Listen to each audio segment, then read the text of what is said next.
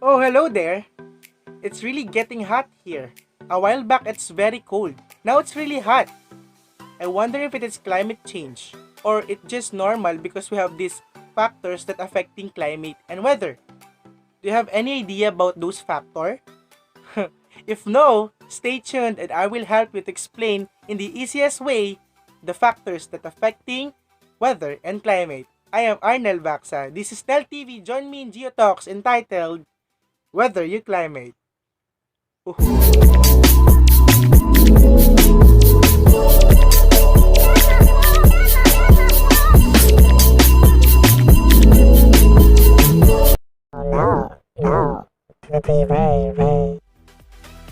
climate of a place will be different from compared to another.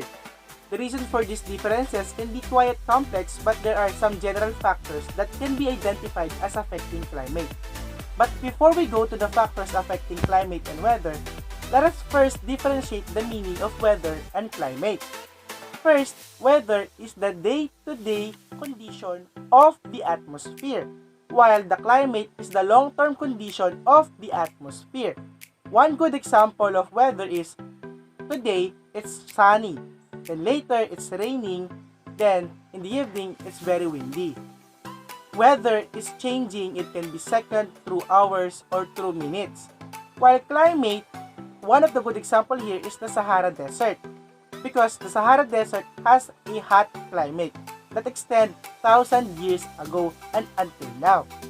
So in short, weather is changing day to day or even hour to hour, while climate is changing through years or even 1,000 of years. Let's go now to the factors that affecting weather and climate. First, we have the latitude. Latitude is the distance from north to south of the equator. Equator here is the imaginary line that divided the Earth into two hemispheres, the north and the south hemisphere. Under the latitude, we have the low latitude and the high latitude. If you are in the low latitude, it means you are living near to the equator and you have tropical climate. And if you are living in the high latitude, it means you are farther from the equator and you have cold temperature or climate. Temperatures drop the further an area is from the equator due to the curvature of the Earth.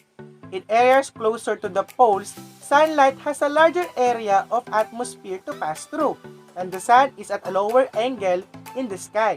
As a result, more energy is lost and temperatures are cooler. Second factor, we have the prevailing winds.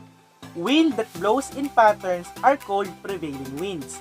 These winds are named for the directions from which they belong. We have three prevailing wind belts in each hemisphere. We have trade wind, westerlies, and polar easterlies. The prevailing wind is the most frequent wind direction a location experiences. In Britain, the prevailing wind is from the southwest, which brings warm moist air from the Atlantic Ocean. In the Philippines, we have the habagat and the amihan. This contributes to the frequent rainfall. When prevailing winds blow over land, it can contribute to creating desert climates. The third factor is the altitude.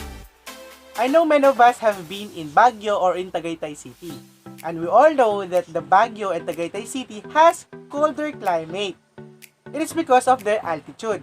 Altitude is the land height or the land elevation above sea level. Locations at a higher altitude have colder temperatures. Temperature usually decreases by 1 degree Celsius for every 100 meters. The last factor or the fourth factor is the distance from the sea. Oceans heats up and cool down much more slowly than land. This means that coastal locations tend to be cooler in summer and warmer in winter than places inland at the same latitude and altitude. And that's it. I hope you learned something today. Again, we have four major factors that affect weather and climate. Again, we have the latitude, prevailing winds, altitude, and the distance from the sea. And of course, don't forget the differentiation between weather and climate. Again, weather is the short-term condition of the atmosphere, while climate is the long-term condition of the atmosphere. Once again, I am Arnel Baksa. This is Nel TV, and thank you for joining me in my Geotalks entitled Weather You Climate.